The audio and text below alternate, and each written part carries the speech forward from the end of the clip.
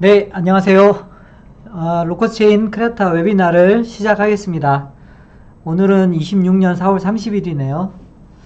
26년을 시작한 지도 얼마 안 된 것 같은데 벌써 4월달이 지났습니다.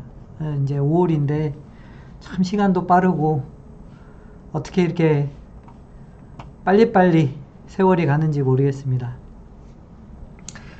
자, 아까도 말씀드렸지만 중간중간에 피드백은 채팅창에 올려주시면 좋을 것 같습니다.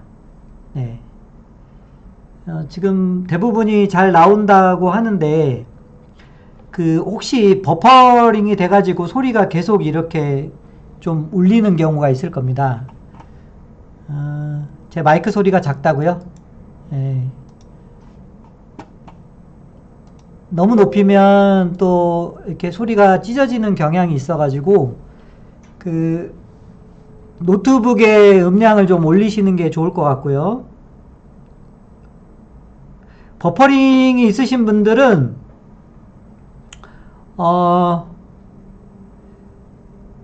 런처를 다 죽였다가 다시 시작을 하시거나 그래도 문제가 있으면 컴퓨터를 아예 다시 재부팅 하시면 또 좋을 것 같습니다. 네.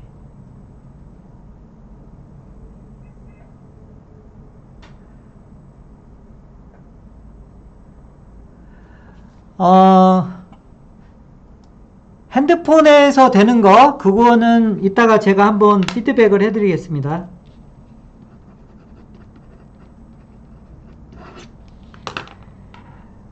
자, 지금부터 웨비나를 시작할 텐데요.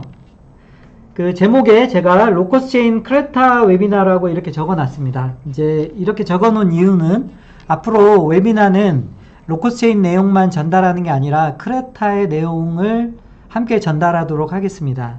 이제 이유는 크레타를 투자하신 많은 분들께서 크레타의 일정이나 아니면 기타 여러가지 질의 채널이 없다. 그래서 이 채널 부재에 대해서 굉장히 답답한 마음을 전해주셨고요. 해당 내용을 저희가 크레타 본사하고 다이버스 쪽에 전달을 해서 특히 한국의 투자자가 많으니 다이버스 쪽에서 여러가지 진행되는 사항은 일괄 함께 수집하고 전달하는 걸로 이렇게 얘기를 마쳤습니다. 그래서 제가 관련된 진행사항이나 이런 것들은 질문 들어오는 거 이런 거 모아가지고 혹은 질문 사항이 없더라도 알려드릴 것들은 다이버스랑 소통을 해서 일괄 알려드리려고 이렇게 했고요. 그래서 이제 앞으로는 웨비나 때 로커스 내용뿐만 아니라 크레타 내용도 알려드리겠다는 거 먼저 공유 드립니다. 이제 사업 관련 얘기입니다.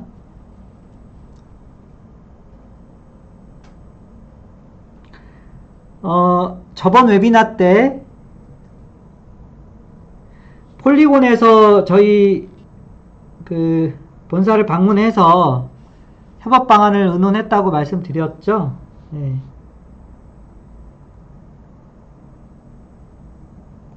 폴리곤은 이더리움 레이어 2 플랫폼입니다. 굉장히 생태계들이 많고요. 폴리곤의 생태계가 많은 것처럼 레이어 2, 아톰이라든지 폴카닷이라든지 이런 데들도 생태계가 많죠. 현재 블록체인 생태계는 이더리움 네트워크 기반의 레이어 1, 2 다 포함을 해서 생태계가 상당 부분을 차지하고 있습니다. 이러한 생태계는 코드를 변경을 하지 않고도 로커스 체인에 연동되어서 동작할 수 있습니다. 로커스 체인 내에서 이 EVM, 이더리움 방식의 스마트 컨트랙이 연동되어서 호환되어서 동작할 수 있도록 해놨기 때문에 로커스 체인에 연동되어서 동작할 수 있습니다. 그리고 이더리움에 비해서 굉장히 고속이고 확장성이 높죠. 그러다 보니까 폴리곤 쪽에서도 관심을 많이 가지고 있고, 폴리곤에서는 현재 로커스 체인의 생태계를 육성하는 생태계 펀드 외에 기존에 본인들이 가지고 있는 펀드에서 투자를 하겠다고 의향을 보였고요. 빠르면 이번 달부터 투자가 진행될 걸로 기대하고 있습니다. 그리고 미국의 최대 VC 말씀을 드렸던 적이 있었는데요. 이제 로커스체인이 이제 메인넷 런칭이 가까워옴에 따라 미국에서도 그 최대 규모의 VC가 여기는 이제 유망한 메인넷 레이어 1 블록체인에만 투자를 주로 하는 곳인데요.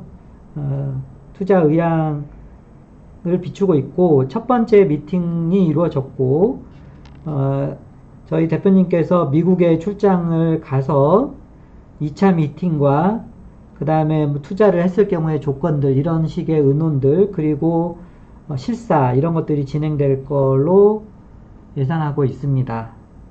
그리고 미디어 체인과 관련해서 탑3 미국의 탑3 미디어 그룹에서 전격적으로 제안이 왔습니다. 저희한테 구체적 제안을 저희가 한 게 아니고요. 저희 미디어 체인을 이용을 해서 기존에 서비스하고 있는 플랫폼들을 개선을 한다, 연합한다 이런 거에 대한 제안을 받은 상태입니다. 요거에 대해서는 제가 뒤쪽에서 조금 더 자세하게 설명드리겠습니다. 일본 대기업과 미팅이 있었고요. 프로젝트 DI에 동참하기를 희망하는 미팅이 추가적으로 진행이 될 건데 저번에 한국에 출장이 예정되어 있었는데 일본 대기업이 연기가 돼서 다시 미팅을 잡고 있습니다.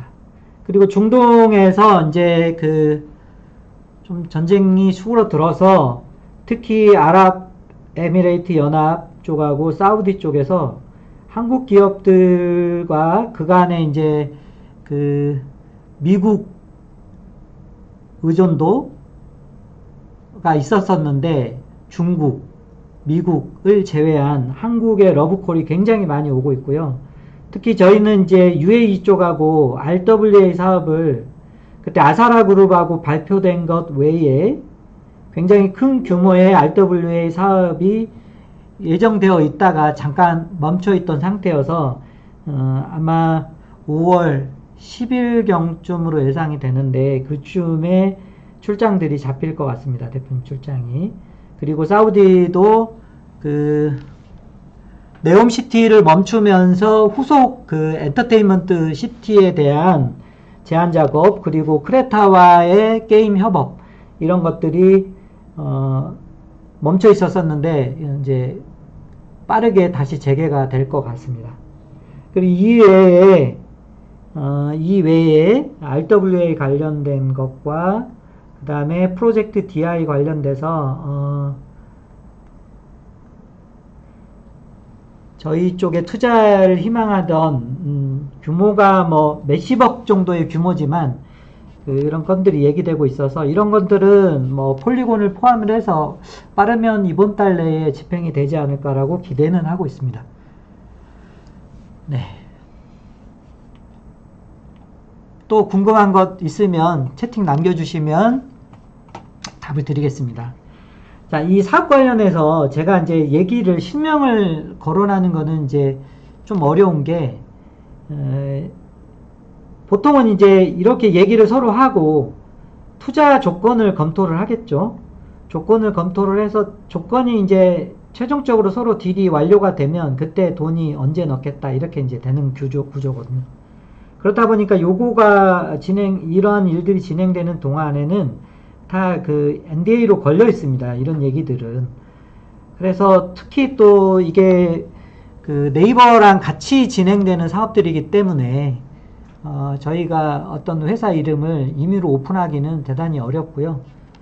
이제 폴리곤이나 뭐 이런 얘기들을 오픈을 하는 거는 폴리곤은 직접 투자를 저희한테 하는 거기 때문에 이제 오픈을 할 수가 있는 거고요. 이렇게 이해를 하시면 좋을 것 같습니다. 자, 잘 들리죠? 아, 네. 이번 달은 5월을 얘기합니다. 맞습니다. 5월입니다.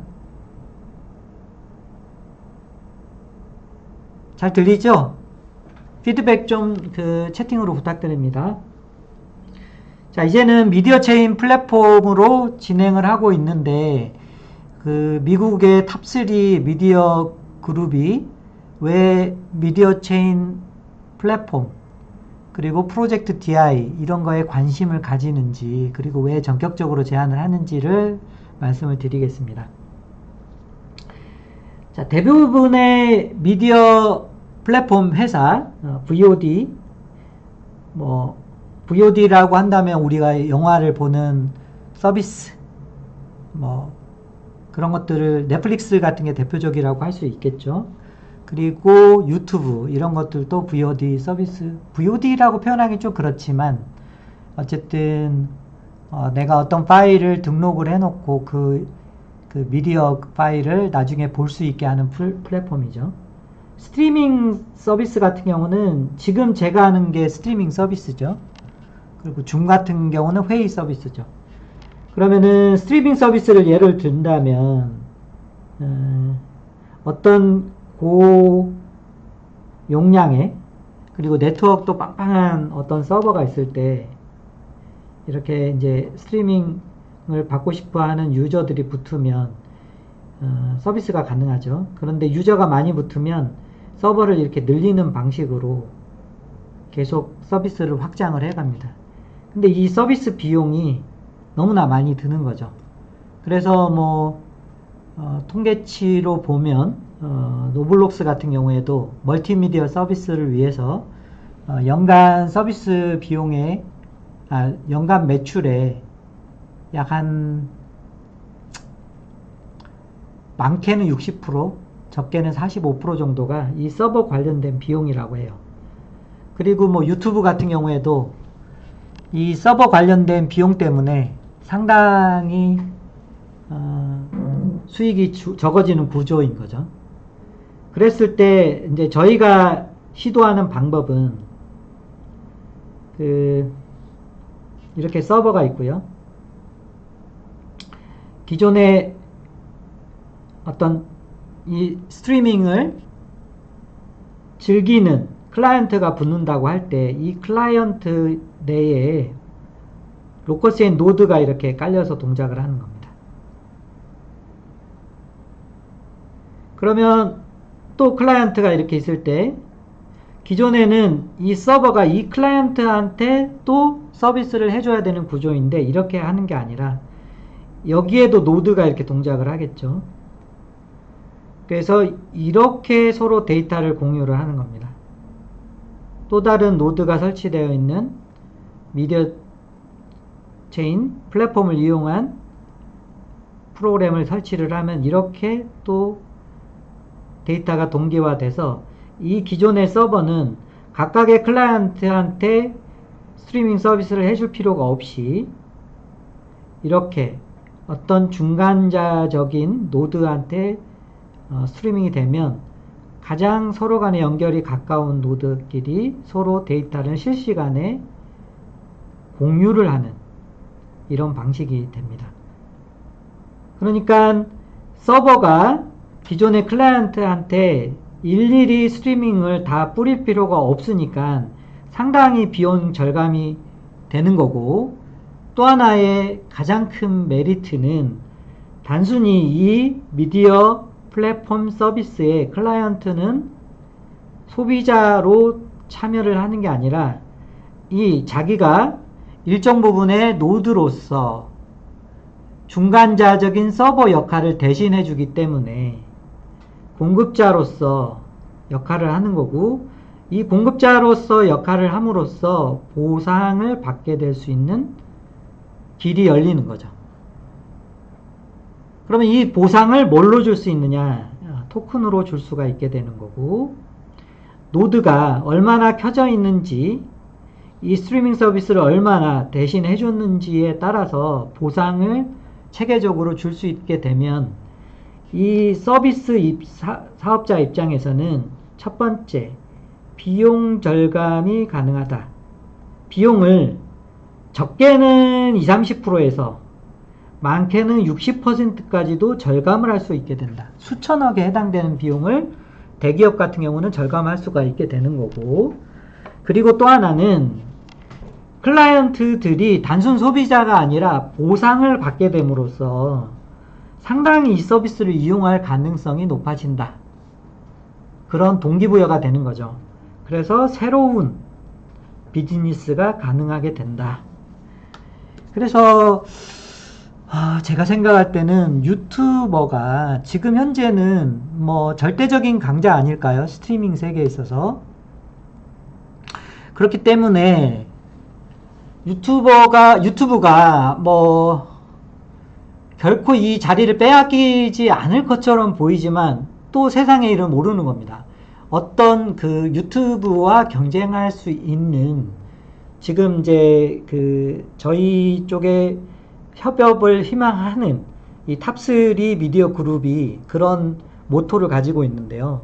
그러면 유튜브에 비해서 훨씬 더 서비스 비용을 절감을 하고 토큰으로 이러한 것들을 보상을 줄 수 있다면 유튜브 시장을 그 기업이 획기적으로 절감할 수 있게 되고, 그 기업은 로커스 체인을 쓰게 되는 거고, 그 기업의 클라이언트 플랫폼을 다운받는 사람들은 다 로커스 체인 노드가 그 안에서 돌고 있는 거가 되는 거죠. 참 재밌는 세상이 펼쳐지는 겁니다. 그럼 뭐 이런 거 다른 데서도 따라할 수 있지 않냐? 이거는 따라할 수 없습니다. 가장 기본적으로 뭐 고성능의 확장성에 이런 얘기를 하지만 이게 가능하려면 제가 생각했을 때는 초경량의 노드 기술이 장착이 돼야 됩니다. 이제 그러려면 저희 로커스 체인이 초경량의 로커스 체인 노드가 가능할 수 있었던 거는 제가 오늘 설명을 드리려고 하는데 베리파이블 프루닝이라고 하는 이 기술이 있어서 가능한 거죠. 그리고 네트워크도 자기가 이걸 서비스 하려고 했는데 네트워크를 내가 가정에서 뭐 예를 들어서 100Mbps 밖에 안 쓴다. 그런데 노드를 동작시킬 수 없다. 그러면은 이제 불가능한 개념이 되는 거죠. 그런데 저희 로커스 체인은 다이나믹 샤딩 기술로 인해서 100Mbps에 5% 전후 정도만 네트워크를 쓰는 걸로 설계가 되어 있기 때문에 그래서 이런 것들이 가능하게 되는 거죠.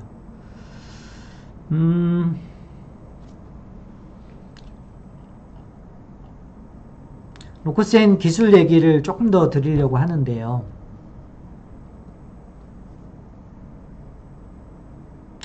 네, 버퍼링이 되는 분들이는 컴퓨터를 꼈다가 다시 키면 제일 빠른 방법입니다. 클레비님, 컴퓨터를 껐다가 다시 키면 버퍼링이 없어질 겁니다. 이제 이건 개인 문제인데 가장 높은 가능성은 런처가 중복 실행돼서 그렇다고 하네요. 그럴 가능성도 있고, 그러니까 그렇게 해보시면 될 것 같습니다.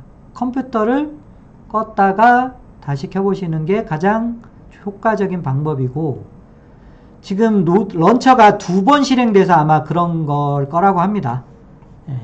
저희 프로그램의 문제는 아닌데,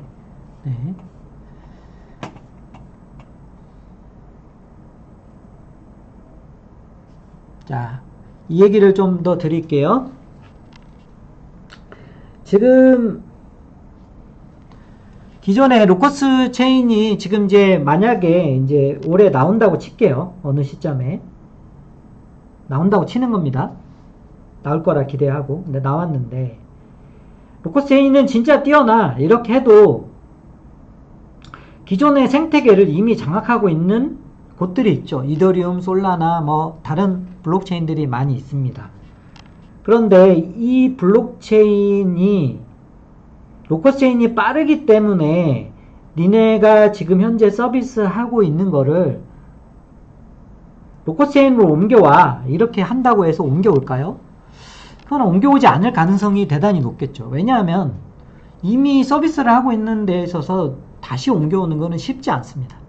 왜냐하면 토큰도 새로 발행을 해야 되고 그 토큰과 기존에 발행한 토큰과의 수합도 또 해야 되고 그래서 생태계를 옮겨오는 게 굉장히 쉽지는 않습니다. 그래서 그거를 쓸 가능성이 대단히 높아요. 즉 무슨 얘기냐면 토큰 관련된 생태계에서 로커스 체인이 빠르게 자리 잡기는 어려운 장벽이 하나 존재한다. 그러면 로커스 체인은 어떻게 그러면 메인넷이 런칭 됐을 때 빠르게 시장을 흡수할 수 있을 것이냐? 그거는 가능한 가장 큰 이유 중에 하나는 미디어 체인 플랫폼입니다. 그리고 게임 체인 플랫폼이 될 수 있을 거고요. 즉 무슨 얘기냐면 미디어 체인 플랫폼이 주창하는 것은 서버리스다. 서버 비용을 획기적으로 줄여줌으로써 그리고 단순 이용자들이 아니라 너네 플랫폼의 이용자들에게 보상을 줄 수 있음으로써 너네는 서버 비용을 줄이고 이용자들은 보상을 갖게 함으로써 획기적인 경쟁력을 가질 수 있다. 이런 게 어필이 되는 거죠. 그래서 기존의 블록체인이 전혀 건드리지 못했던 새로운 영역에서 로커스 체인은 획기적인 플랫폼이 될 수 있는 겁니다. 그래서 이게 한두 건을 누군가가 채택을 해서 한두 회사가 채택을 해서 그 큰 회사가 만약에 로커스 체인을 사용한다면 이거는 급속도로 퍼질 가능성이 있죠. 얘입니다. 얘. 미디어 체인 탑3 미디어 그룹에서 만약에 이 협업이 잘 돼서 발표가 났다. 우리 앞으로 이걸로 사용을 하기로 했다. 라는 게 발표가 났다면 상당히 큰 효과가 있겠죠. 그리고 네이버죠. 네이버는 프로젝트 DI로 저희 핵심 프로젝트 DI 핵심 플랫폼에 로커스 체인을 쓰기로 되어 있습니다. 그 쓰는 이유 중에 가장 큰 이유가 AI 중심으로 올라가는 모든 서비스의 서버 비용을 로커스 체인을 통해서 절감시키겠다 라고 하는 계획이 숨겨져 있는 거죠. 밑바탕에 깔려져 있는 거죠.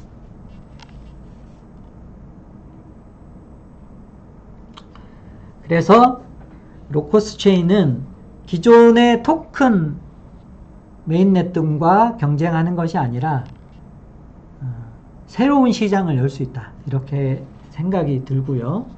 저번에 이제 말씀드렸던 로커스 체인의 전체 그 구성도입니다. 구성도.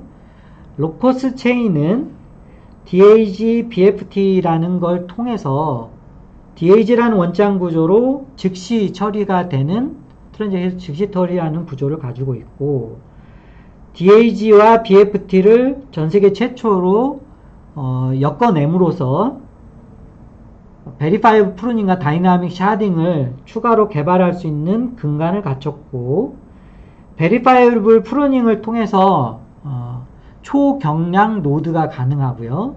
다이나믹 샤딩을 통해서 병렬 처리가 가능함으로써 고속의 성능을 TPS가 아무리 늘어나도 유지할 수 있는 확장성을 갖추게 됐고요. 이 두 가지가 가능함으로써 노드를 초경량화하고 퍼블릭으로 수만 개의 노드를 운영을 해도 운영이 실질적으로 가능한 구조를 갖췄다. 그래서 완벽한 탈중앙화를 이룬 상태에서 고성능이 가능하게 됐다라는 거고요. 확장된 프로그램들은 어떻게 짤 수 있느냐.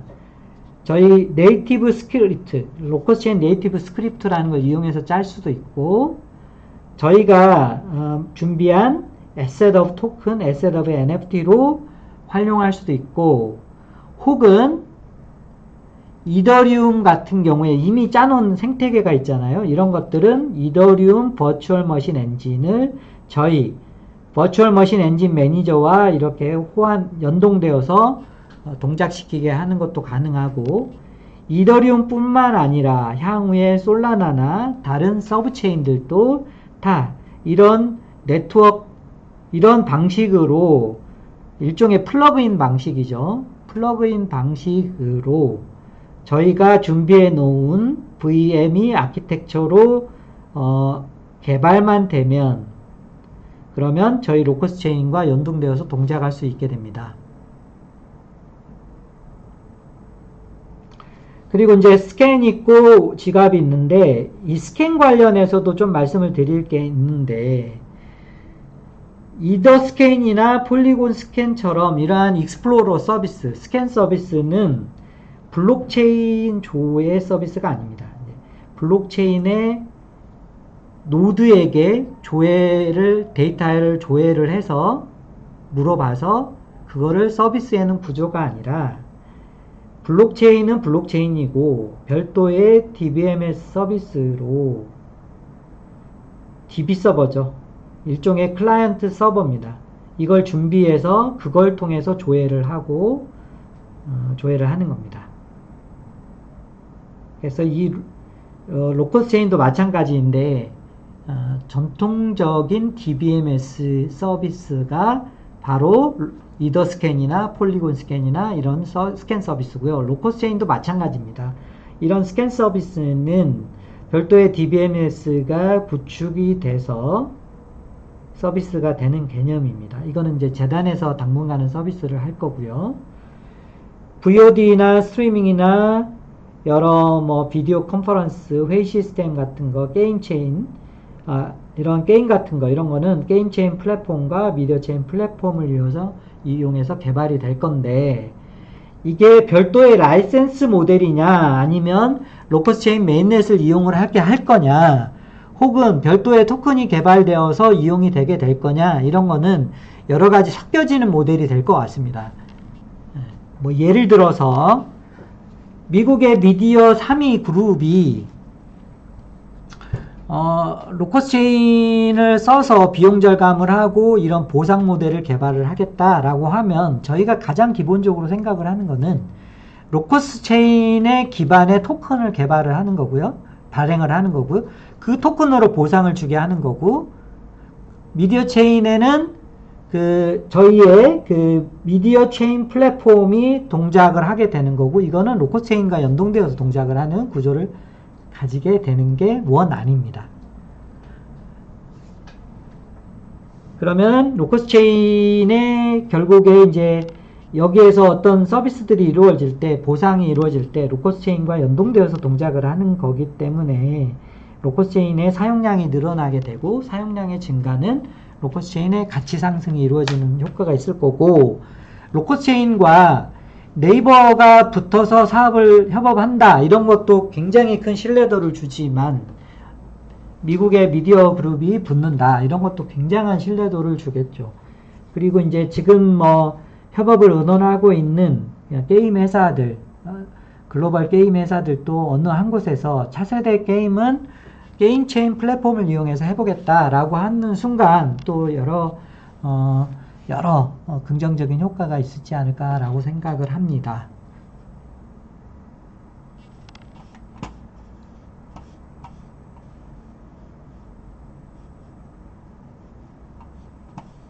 질문 올라온 거 조금 답드리고 할까요?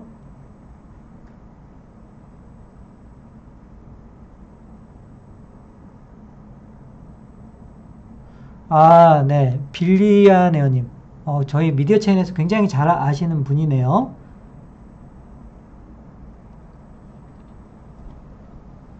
이게 중계하는 서버가 많으면 많을수록 네트워크는 안정적이 되죠. 중계하는 서버가, 노드가 많아지면 많아질수록 안정적이 되는 거고요. 그래서 로커스 체인은 기본적으로 지금 현재 저희가 오픈을 할 때는 여기 제가 써놨습니다만 VME가 아닌 그냥 밸리데이트 노드, 여러분들이 운영하시는 기본적인 노드가 밸리데이트 노드입니다. 내가 로커스 체인을 100만 개를 가지고 있는데, 혹은 몇십만 개를 가지고 있는데 내가 노드를 운영을 해서 채굴 보상을 받고 싶다, 이런 분들은 그때도 제가 설명을 드렸는데 그냥 집에 있는 컴퓨터, 최근에 컴퓨터, 노트북도 가능하고요. 이런 거 켜두시면 됩니다. 그래서 로커스 체인 노드 동작시키는데 전혀 네트워크가 100mbps의 5%만 쓰는 거기 때문에 그냥 그 정도 되는 집에 100mbps에 깔아 놓으시고 노드를 켜 놓으시고 또 꺼지지는 않아야 되겠죠. 죽는 거 말고 잘 동작할 수 있는 노트북 혹은 PC 이런 거를 설치를 해 놓으면 되는 거고요. 반드시 필요한 공간은 1기가 정도밖에 안 되기 때문에 요즘 컴퓨터는 뭐 1테라 뭐 몇 테라 이런 테라바이트 수준이라 뭐 전혀 상관없습니다. 그리고 이런 컴퓨터가 여러 대 필요한 게 아니라 한 대만 있으면 확률적으로 내가 1000만 개를 가지고 있을 때 100만 개를 10개로 나누어서 노드를 돌리는 거하고 1000만 개를 하나 돌리는 거하고 채굴되는 수량은 동일합니다. 그렇게 되기 때문에 중요한 거는 노코스를 잘 보관하고 있는 게 중요한 거죠. 이게 채굴 구조가 그때도 제가 설명을 드렸습니다만 채굴 구조는 기본적인 인플레이션 때문에 반드시 대개가 다 이렇게 처음에는 많이 나오고 나중에는 떨어지는 구조를 가집니다. 이게 반감기 구조를 가질지 아니면은 뭐 어떤 로고의 그래프를 가질지는 모르겠지만 기본적으로 앞에 많이 나오는 거를 꾸준하게 많이 줄 수는 없습니다. 그럼 이제 적게 주겠죠. 근데 노드의 운영 비용은 기하급수적으로 늡니다. 왜냐하면 사용자가 늘고 트랜잭션이 늘고 그리고 노드가 그렇기 때문에 원장의 저장 공간이 많이 필요하고 네트워크가 많이 또 소모가 되니까 기본적으로 비용은 늘어날 수밖에 없습니다. 그래서 어느 시점 대비해서는 야 내가 이걸 운영하느니 운영을 안 하는 게 낫겠다 라고 하는 순간이 오게 됩니다. 그러면 그 네트워크는 자연히 죽게 되죠. 재단에서 억지로 운영은 하겠지만 그거는 확장성이 점점 더 없어지는 네트워크가 되는 겁니다. 그래 로커스 체인은 기본적으로 이 노드 운영 비용이 거의 들지 않습니다. 거의 한 달에 몇천 원 들지도 않는 수준인 거예요. 그렇기 때문에 비용이 이렇게 늘지 않거든요. 저희는 비용이 계속 유지가 되는 거죠. 작게. 거의 안 들게. 그래서 초반에 보상을 받든 나중에도 노드 운영이 가능해지는 거고요. 자, 이러한 뭐 미디어 그룹에서 만약에 쓴다. 그러면은 거기에서 토큰이 주어지겠죠. 보상이. 그러면 그 로커스 체인의 노드 운영 보상도 주어지고 각종 서비스 여러 가지 플랫폼에서의 보상도 주어지기 때문에 상당히 네트워크 그 사용량이 높아질 가능성이 많고 로커스 체인의 가치가 높아질 가능성은 높은 거죠. 근데 초반에 많이 보상이 주어지기 때문에 메인넷이 런칭하는 시점 이전에 이 채굴량을 확보하기 위한 일종의 경쟁이 벌어질 수밖에 없고 이렇기 때문에 메인넷들이 한번 런칭을 좋은 메인넷들을 얘기했을 때 런칭을 할 때는 가격 상승이 크게 일어나게 되는 겁니다.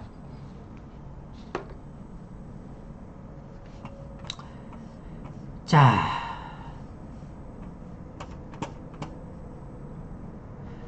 솔라나의 현실이군요. 네, 맞습니다.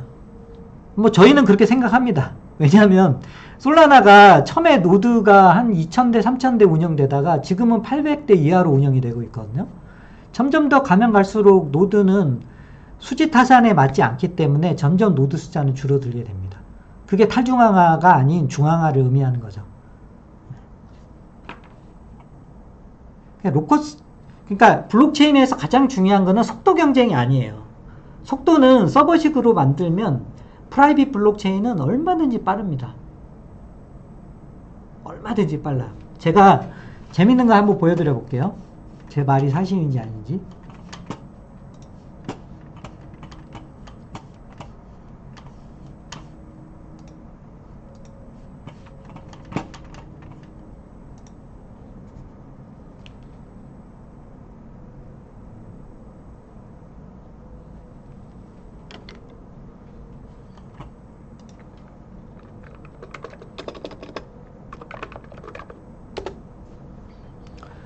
지금 제가 코인마켓캡에 들어가고 있고요. 이제 거래소 중에 보면 요즘 핫한 거래소 중에 하나, 돈을 몇 조씩 벌어들이는 거래소가 있어요. 하이퍼 리퀴드라고 얼마 전에 제가 소개를 해드렸습니다. 저희의 이제 그 미디어 체인 플랫폼과 함께 저희의 먹거리 중에 하나입니다. 하이퍼 리퀴드라고 하는 여기 먹거리 중에 하나인데, 자, 이게 보면 이 하이퍼 리퀴드가 재밌는 게요. 지금 현재 이 지금 지금 올라오는 것들 있죠? 여기 오더북 이쪽에 보이시나요? 네. 이 오더북이 블록체인과 연계되어서 오더북이 바로 실시간으로 이루어지는 겁니다. 진짜로 그런지 이렇게 보면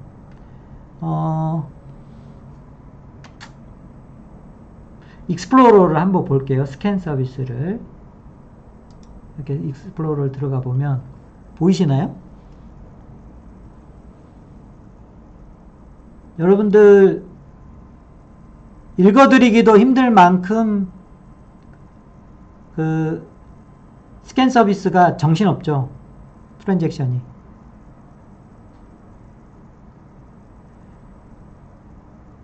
그죠? 이게 뭘 말하냐면, 만약에 로커스 체인이 초당 4000 TPS를 처리를 하는 식으로 나중에 사용량이 늘면, 여러분들이 스캔 서비스를 보면, 익스플로러를 보면 이런 식이라는 거예요. 이거보다 더하죠. 이거는 지금 현재 초당 4000보다 덜해요. 초당 4000개 똑딱 하는 사이에 트랜잭션이 4000건이 익스플로러에 나오는 겁니다. 볼 수가 없어요. 조회를 할 수가 없을 정도로 처리하는 게 많아져야 되는 거죠. 그죠? 이렇게 되면은 이게 그러면 하이퍼 리퀴드는 어떻게 이런 블록체인을 이렇게 만든 거냐, 얘네가요, 하이퍼 리퀴드 1이라고 하는 블록체인이 그 옛날에 페이스북에서 만들었던 리브라라고 하는 블록체인을 커스터마이즈 해서 그냥 노드를 아예 프라이빗으로 딱 구축을 한 겁니다. 그러니까 P2P 통신을 하는 것도 아니고 노드기는 미리 정해져 있어요. 그래가지고 아예 그냥 일종의 서버예요. 서버 프로그램이죠. 프라이빗 네트워크 블록체인은 서버 프로그램이에요. 일종의. 그렇게 해서 처리를 하는 겁니다.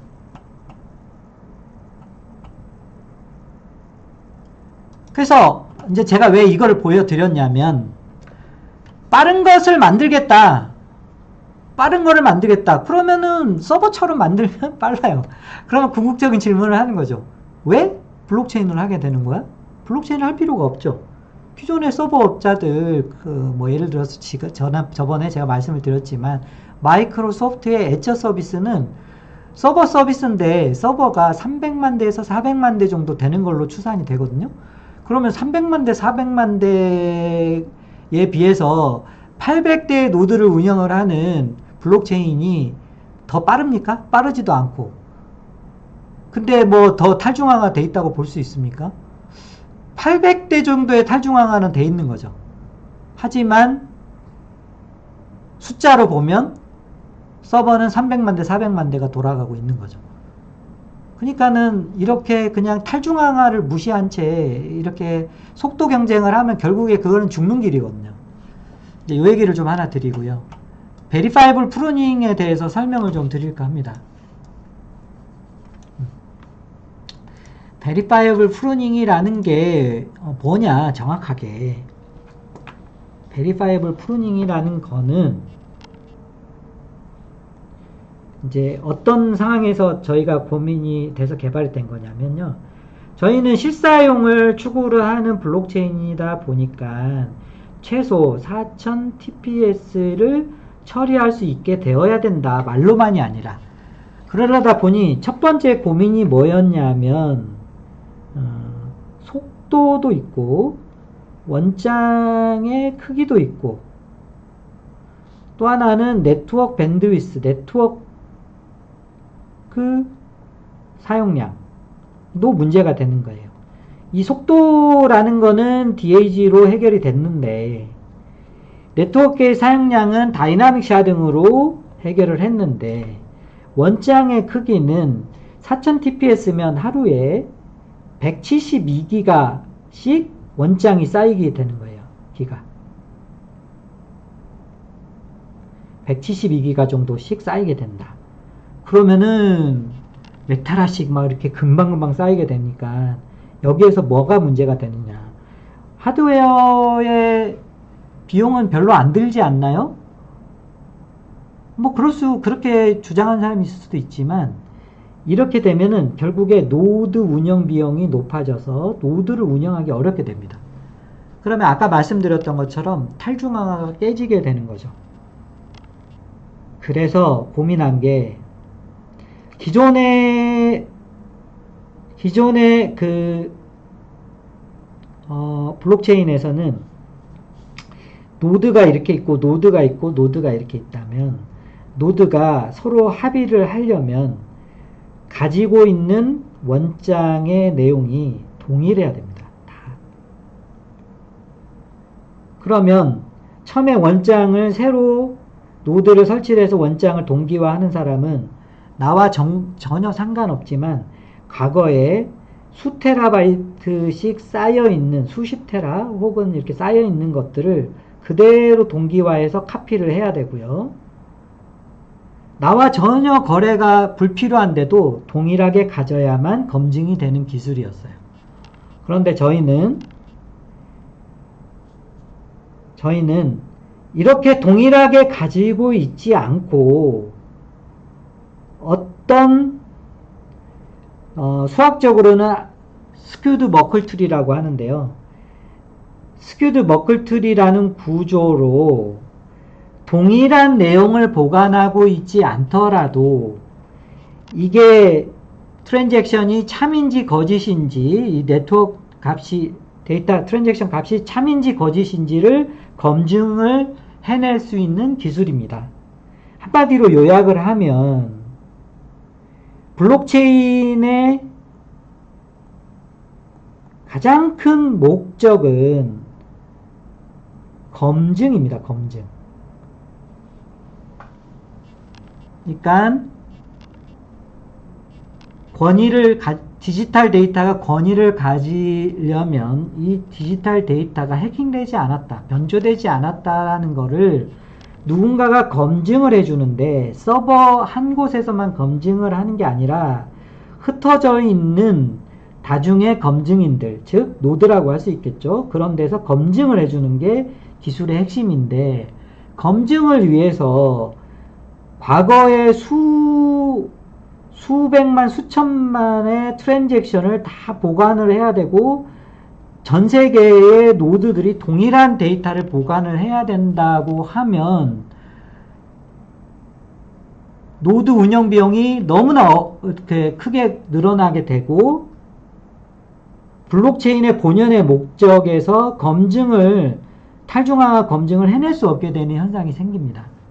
근데 로커스 체인은 동일한 데이터를 저장하지 않더라도 스큐드 머클트리라는 수학적 구조를 이용해서 동일한 데이터를 보관하고 있지 않더라도 남의 노드에서 이렇게 요청이 오는, 어카운트에서 오는 요청을 그게 참인지 거짓인지를 검증을 해낼 수 있는 기술을 만들어 놓다 보니까 초경량 노드, 즉 탈중앙화의 가장 핵심이 되는 퍼블릭 노드를 운영할 수 있게 하는 근간이 된 기술이라고 볼 수 있는 겁니다. 그게 베리파이블 프루닝이다 라고 말씀을 드릴 수 있습니다.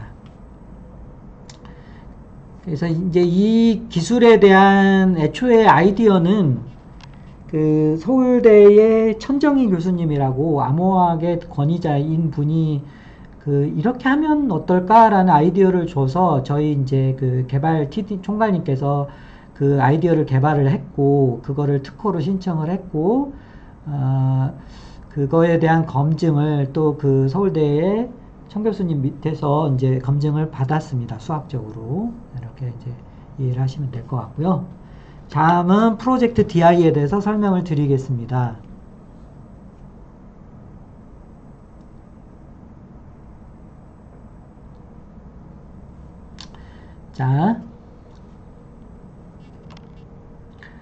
자, 프로젝트 DI를 이해를 하려면 우선은 네이버를 이해를 해야 되는데, 원래는 네이버가 2024년도, 25년도까지만 해도 시가총액 10위의 기업이었습니다. 10위 안에 드는. 근데 오늘부로 시가총액 28위로 떨어졌어요. 28위. 네이버도 상당히 위기감을 느끼고 있죠. 네이버는 지금 제가 네이버의 서비스를 열거를 해봤는데 진짜 맞아, 네이버가 이런 서비스도 하고 있지 싶을 정도로 엄청나게 많은 서비스를 하고 있습니다. 그 중에서 저희랑 좀 관심 있게 볼 수 있는 것 중에 하나는 네이버 페이죠. 페이 결제입니다. 결제. 간편 결제 송금인데, 이게 이제 비슷한 업체가 토스라고 하는 업체가 있죠. 토스는 은행도 됐고 증권사도 됐고 그 다음에 기타 여러가지, 얘네가 간편결제 처음에 간편 송금으로 출발을 했다가 지금은 어마어마하게 크게 성장한 업체가 됐죠. 네이버 페이도 토스 같은 역할을 하려고 할 때 기존의 은행업에서 지금 금융권에서 가장 많이 눈독을 들이고 있는 거는 차세대 결제, 그거는 뭘까요? 스테이블 코인 결제입니다. 스테이블 코인을 통한 결제, 스테이블 토큰을 통한 결제. 지금 USDT와 USDC 달러 기반의 스테이블 토큰의 사용량이 어마어마합니다. 그럼 원화 기반의 토큰이 나오겠죠. 스테이블 토큰이라고 부를 수 있고요. 그거를 키우는 게 네이버 입장에서는 굉장히 중요한 미래 비즈니스입니다. 그래서 네이버 페이가 네이버 파이낸셜이죠. 네이버 파이낸셜이 업비트를 인수를 했죠. 그러면 업비트의 기반 플랫폼의 주요 메인넷이 정해질 수도 있고, 또 혹은 업비트가 향후에 여러 덱스랑도 연계가 될 수도 있고, 혹은 스테이블 코인 토큰이 발행이 되면 지금 업비트나 비썸에서도 하루에 그 USDT를 교환하는 환전 수익이 어마어마합니다.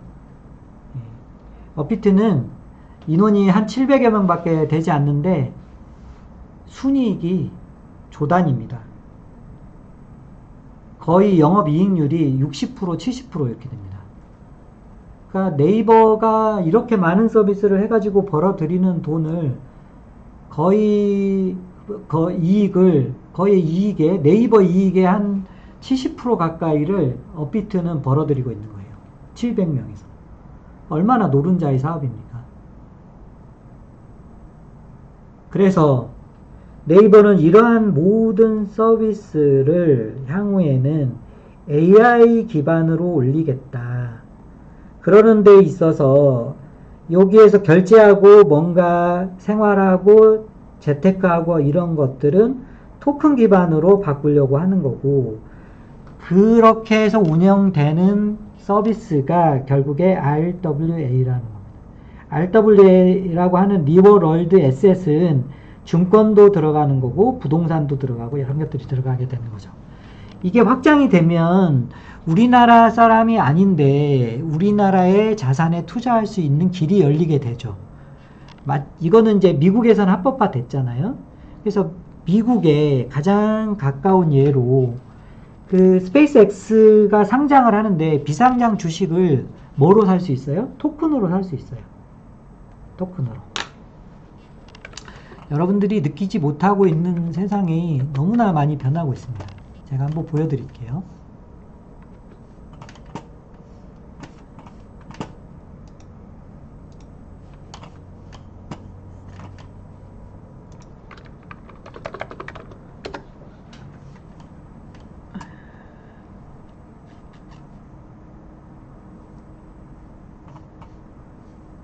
이게 토큰이죠. 토큰인데 RWA 토큰을 한번 보여드려 볼게요.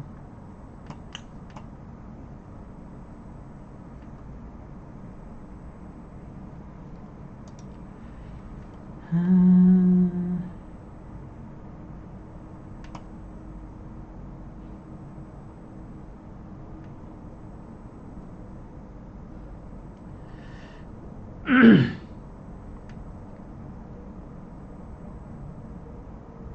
잠시만요. 제가 찾아보겠습니다.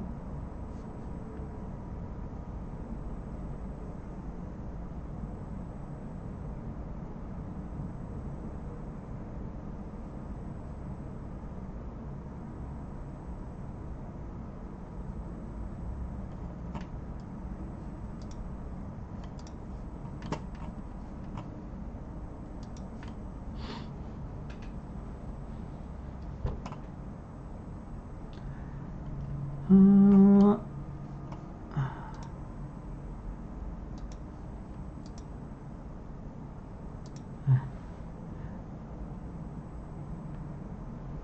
여기 이제 보면 리얼 월드 에셋 토큰이라고 해서 보이죠?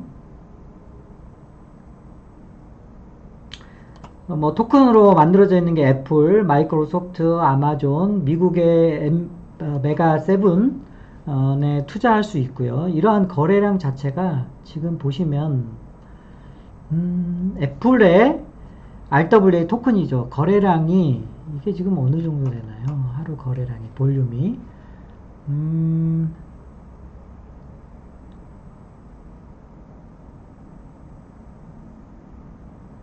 1억 1600만 불이네요. 1억 불. 1억 불이면 얼마죠? 10억 불이 1조니까. 그쵸? 오늘 24시간 거래량이라고 봐야 되겠네요. 24시간 거래량이 1600억 정도 되네요. 네. 토큰 거래량입니다. RWA 토큰 주식. 뭐 이런 메가 세븐부터 쭉 거래량, 그러니까 스페이스X에 내가 투자하고 싶은데 투자할 수 있어요, 여러분들도. 어떻게 할 수 있느냐? 이 토큰 거래를 통해서 내가 주식에 투자를 하는 거죠. 그러니까 미국에 이렇게 합법화 됐기 때문에 우리나라도 합법화될 가능성이 있죠. 앞으로의 토큰 세상은 앞으로의 이제 그 금융 세상은 토큰이 중심이 되어서 부동산도 토큰화해서 투자를 할 수 있게 되고 이렇게 바뀌는 거죠. 근데 우리나라는 아무래도 이게 제도화 되려면 좀 늦겠죠. 보수적이니까. 그런데 미국이나 아랍에미레이트나 아부다비 부동산을 우리가 살 수 있어요. 뭐로? RWA 토큰으로. 그럼 어디서? RWA 사업을 하고 있는데 서비스 업자한테 사겠죠. 거기서 거래를 하면 되겠죠. 그거를 저희 로커스체인이 하려고 하는 거고, 그러한 제안을 아부다비에 뭐 나중에 이제 뭐 발표가 되겠지만 그런 데서 제안을 받아서 뭐 이런 것들이 이루어지고 있는 겁니다. 자, 근데 왜 이 얘기를 드리느냐? 그 프로젝트 DI의 얘기를 좀 드려볼게요. 이게 이제 프로젝트 DI 그 지금 현재 뭐 그 저희에 대한 신뢰감이 사실은 높지는 않죠. 왜냐하면 이제 매번 큰 투자 들어온다 얘기를 하고 뭐 그런데 성사가 안 됐으니까 불안한 거 아니냐 뭐 이렇게 얘기를 하시는 분들도 많은데, 가장 이제 제가 진행을 해보면서 느끼는 가장 큰 차이가 생긴 시점이 있어요. 이 프로젝트 DI가 발표가 나가고 난 시점하고 그 전하고 이후하고 이전하고 차이가 많이 있습니다. 이제 어떤 게 있냐면, 프로젝트 DI는 네이버가 지분을 가장 많이 하고 이제 거기에 로커체인이나 크레타도 투자가 함께 들어가 있고 그 다음에 뭐 또 이오그라운드도 들어와 있고 다른 데서 대기업들도 들어오려고 하고 뭐 이렇게 구성이 되고 있어요. 그래서 이게 지금 현재 지분 마무리가 아마 5월달 정도에는 되지 싶은데, 어쨌든 이제 다 되고 나면 더 이제 본격적인 게 되겠지만, 이미 네이버랑 저희랑은 계속 개발을 같이 하고 있습니다. 회의도 하고 있고, 그리고 일본의 대기업이니 뭐 이런 미국의 대기업이니 이런 데랑 미팅을 하는 게 저희랑만 하는 게 아니고 네이버랑 같이 하는 겁니다. 그러니까는 그쪽에서 로커스 체인이 아무리 좋다고 해도 사실 저희 회사에 대한 어떤 신뢰도에 대한 기대값보단 네이버가 얘기를 하는 게 훨씬 더 크죠. 그래서 네이버가 같이 진행되는 일이기 때문에 그래서 뭐 아주 믿고 신뢰도가 높아진 상태에서 얘기가 진행이 된다는 거죠. 그래서 이제 굉장히 이제 저희만 진행할 때는 그 얘기하기 어려운 업체들, 큰 기업들이 참여를 희망하고 같이 이러한 플랫폼을 사용하려고 협의를 해보자, 아니면 투자하겠다, 이렇게 얘기가 나오는 거죠. 자, 네이버 프로젝트 DI, 네이버랑 함께하는 프로젝트 DI는 이제 용어는 프로젝트, 이게 잘못 써져 있네요. 디지털 인테그레이션입니다. 디지털 통합. 네, 아마 그럴 거예요. 그래서 세계가 크게 두 가지로 요약이 됩니다. 현실 세계와 가상 세계인데, 현실 세계에 있어서는 현재 그 네이버가 온라인 서비스를 되게 많이 하고 있어요. 현재는 하고 있고, 현재 이제 네이버가 타겟하고 있는 거는 정부의 그런 여러 가지 서비스들, 그 다음에 금융, 헬스케어 이런 것들을 온라인으로 끌어오겠다고 하는 건데, 그 가상세계라고 부르는 세계가 두 가지가 있을 때, 가상세계의 한 축이 크레타 서비스, 메타버스 서비스가 됩니다. 근데 크레타 메타버스 서비스만으로 이루어지는 건 아니고,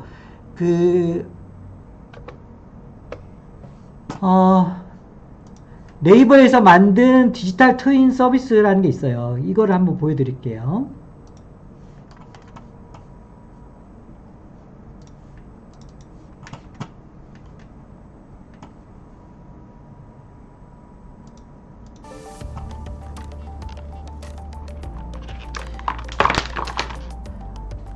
우선은 영상을 보고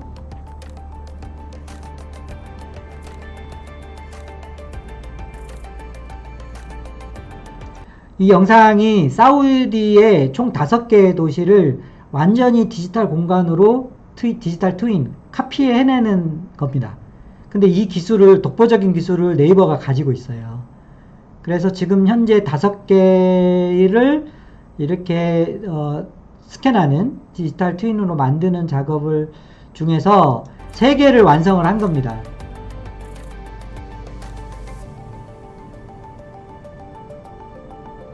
메디나라고 하는 도시고요. 아까 보여드렸던 데는 메카고요.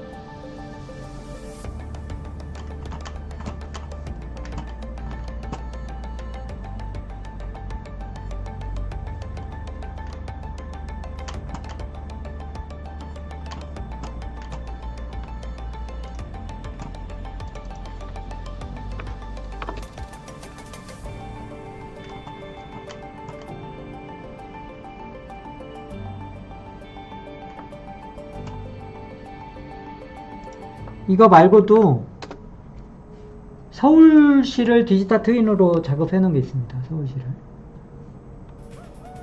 말도 안 되게 21년 연속 1위. 휴무를 다. 일상을 더 자유롭게 하는 건 나를 지지해. 서울입니다.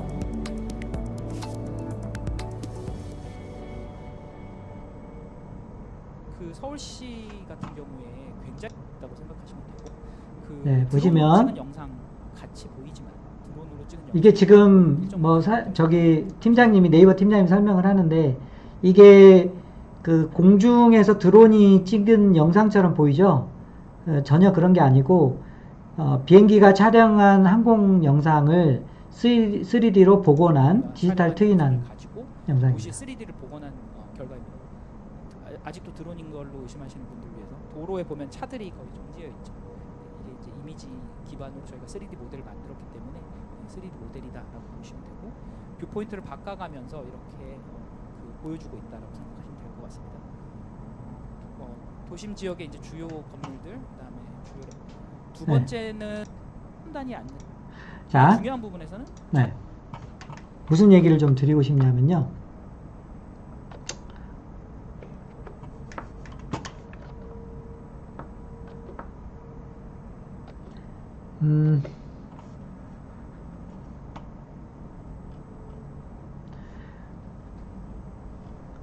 첫 번째,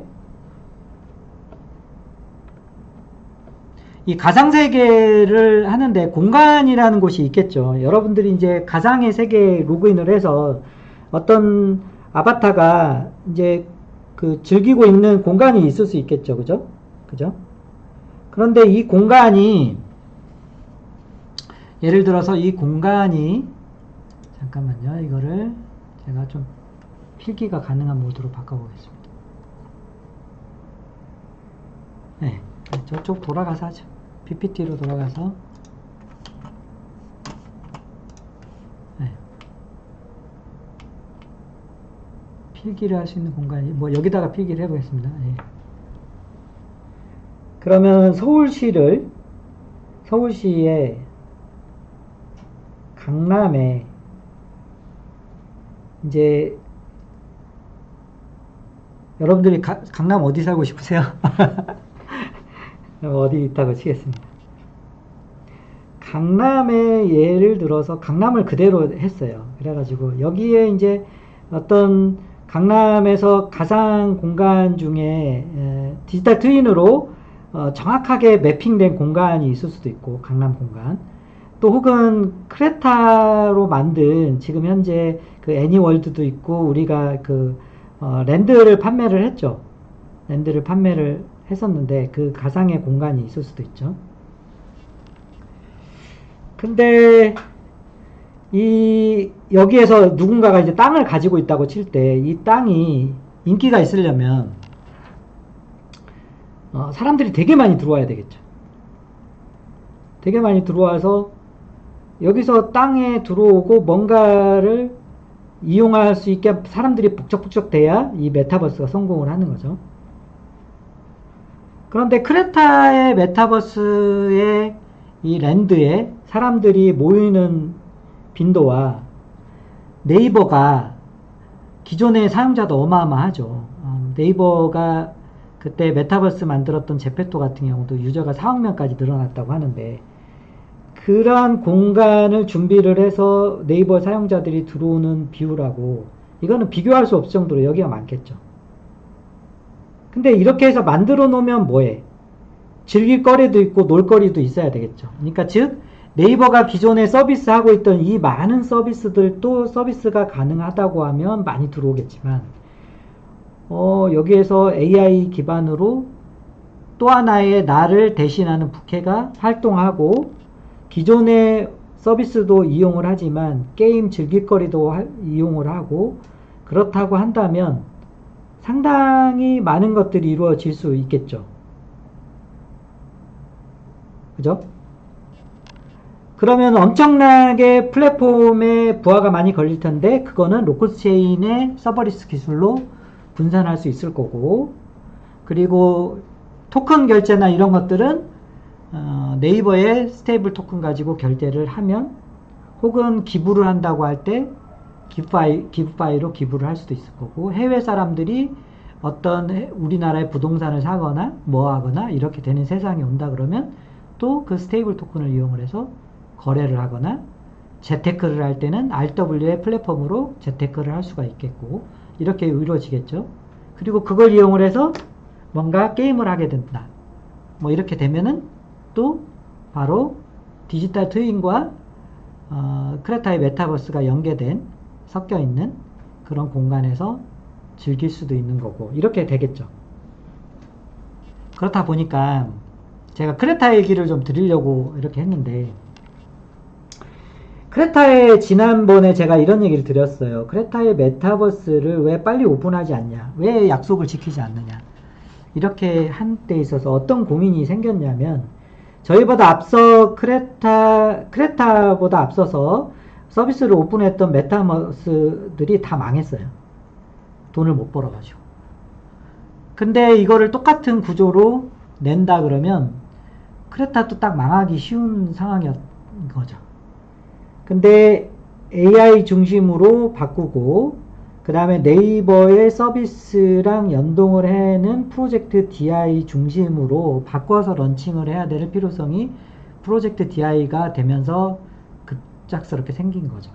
그래서 전체 사업 방향과 인력 구성을 프로젝트 DI 출범으로 인해서 다 전환을 하게 된 겁니다. 그렇다 보니까 기존의 그 일본의 기존의 게임 그 그루들과 함께 했던 사업 방향이 조금 변화가 있었고, 또 때마침 그 오카모토 넥서스 프로젝트를 진행한 이후에 오카모토 쪽에서 웹3용 그 게임이라고 해서 만들어 놓은 게 중간에 저희가 검토를 했을 때 퀄리티가 도저히 저희가 받아들이기는 어려운 정도의 낮은 퀄리티였습니다. 그래서 과감하게 글로벌 비즈니스에서 오카모토 프로젝트 부분을 홀드를 시켜놓은 상태입니다. 현재는. 그러면 어떻게 될 거냐, 뭐 이게 지금 아직 최종 결론은 안 났지만 넥서스가 만약에 최종 홀드가 된다라고 한다면 그때 투자했던 그 가치로 저희가 이제 반환을 해야 되는 상황일 수도 있습니다. 네. 그런데 이제 여기에서 말씀드리고 싶었던 거는 넥서스 프로젝트에 대한 얘기만 드리려고 했던 것이 아니라, 메타버스가 네이버를 만나면서 네이버 프로젝트의 게임 엔터테인먼트 중심이 디지털 트윈과 함께 크레타의 메타버스 플랫폼이다 라고 바뀌었기 때문에 상당히 저희는 이 프로젝트 DI에 기대를 많이 하고 있다, 이렇게 말씀을 드리고 싶고요. 프로젝트 DI 뿐만 아니라 아마 이제 저희가 이제 중동 쪽에서 뭐 이제 사업이 홀딩되어 있던 게 이제 바로 시작이 되면 크레타와 직접적으로 계약하는 그런 건들도 아마 계약이 될 것 같은데, 뭐 그런 거는 발표가 나는 대로 말씀을 드릴 거고요. 관련해서 이제 그렇다 보니까 새롭게 로드맵을 정해야 되고요. 이거는 이제 프로젝트 DI와 연계된 로드맵입니다. 그래서 이거는 5월 중으로 발표를 한다고 하고요. 이 문의가 많았습니다. 기존에 판매된 랜드에 대한 것들, 내가 그때 크레타가 비쌀 때 그 크레타를 투자를 함으로써 상당 부분이 투자됐는데, 뭐 커프 캐릭터하고 랜드가 이게 어떻게 되는 거냐라는 걱정을 많이 하시는 분들이 많은데, 이게 디지털 트윈과 연계돼서 프로젝트 DI의 메타버스가 되면 거기에서 이익을 가질 수 있는 구조로 만약에 그 디지털 트윈 프로젝트 DI의 메타버스 세상이 지금 저희가 판매한 그 땅이 그대로 이용이 된다 그러면 그거를 활용할 수 있게 할 거고, 이용이 되지 않는다라고 비즈니스 모델이 정해지면 유사한 땅으로 더 돈을 많이 벌 수 있는 땅으로 교체가 될 수 있습니다. 그래서 이러한 비즈니스 모델을 설계할 때 기 판매된 NFT 그리고 기 개발된 월드, 그리고 이런 것들은 분명히 저희가 비즈니스 모델에 핵심적으로 넣으려고 하고 있다. 그래서 기존에 개발된 월드, 그 땅하고 이런 것들은 새롭게 구축이 되는 프로젝트 DI 디지털 메타버스에도 분명히 기존에 판매된 NFT 그리고 그 땅의 비즈니스 모델을 고려한 채 설계가 될 거라는 얘기를 좀 드리고 싶고요. 지금 이제 플랫폼이나 이런 것들도 만드는 게 다 AI 중심으로 바뀌었기 때문에 네이버가 만든 AI의 쿠아바타 중심에서 아바타가 만들어지도록 지금 다 변경을 하고 있습니다. 그래서 크레타 멀티버스 안에 AI 기반 크레타 스튜디오를 이용할 수 있도록 이게 이제 개발 작업이 진행 중입니다. 기존에 개발되었던 거를 크레타랑 이렇게 맞추는 작업을 하고 있다고 생각을 하시면 될 것 같고요. 킹덤 언더 파이어 더 라이즈는 현재 내부의 플레이어블한 버전은 개발이 완료되었다고 다이버스로부터 보고를 받았고요. 2026년 내에 테스트 FTS를 할 수 있다 라고 예정되어 있는 걸로 보고를 받았습니다. FGT를 할 수 있다 이렇게 보고를 받았습니다. 포트리스 W는 현대 런칭을 했는데요. 그 런칭 중에 토너먼트 기능이 없어가지고 좀 흥미가 덜 있었다고 합니다. 그래서 이제 토너먼트 시스템을 적용을 했고, 그래서 그것과 마저 테스트를 진행하고 있는데 본격적 마케팅이 아직은 진행이 안 됐습니다. 이게 뭐 구체적 사유는 제가 전달받지 못했고요. 아직 본격적 마케팅이 진행이 안 됐고, 그 7월 중에 지금 모바일 버전 말고도 PC 버전을 준비 중이라고 합니다. 예. 이제 요 정도까지가 W고요. 슈퍼클럽은 지금 제가 미디어 스트리밍을 통해서 이렇게 서비스를 하고 있잖아요. 이거를 다른 사람들도 할 수 있도록 이거를 전체를 오픈을 해야 되는데, 요거는 조금 더 저희가 시스템을 준비를 해서 오픈을 할 거고요. 그 다음에 W 인도 마케팅 할 때 슈퍼클럽도 동시 마케팅을 준비를 한다고 합니다. 크레타 앞에 제가 말씀을 드렸는데, 크레타에 관련된 질의 응답 그리고 대응은 일괄되게 웨비나에서 또 같이 전해 드릴 거고요. 저희가 한국 유저에 대해서는 다이버스 쪽에서 전격적으로 대응을 하겠다, 요렇게 이제 그 크레타 본사와 정해져 있다고 합니다. 그래서 그 얘기 드리고요. 네, 그렇습니다. 대충 준비한 얘기는 다 설명을 드렸는데,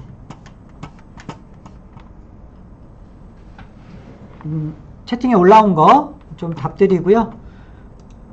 지금 진행을 1시간 반이나 했네요. 자, 우선은 제가 녹화는 여기까지 해서 중단을 하겠습니다. 녹화는 여기까지 한 걸로 중단을 하고,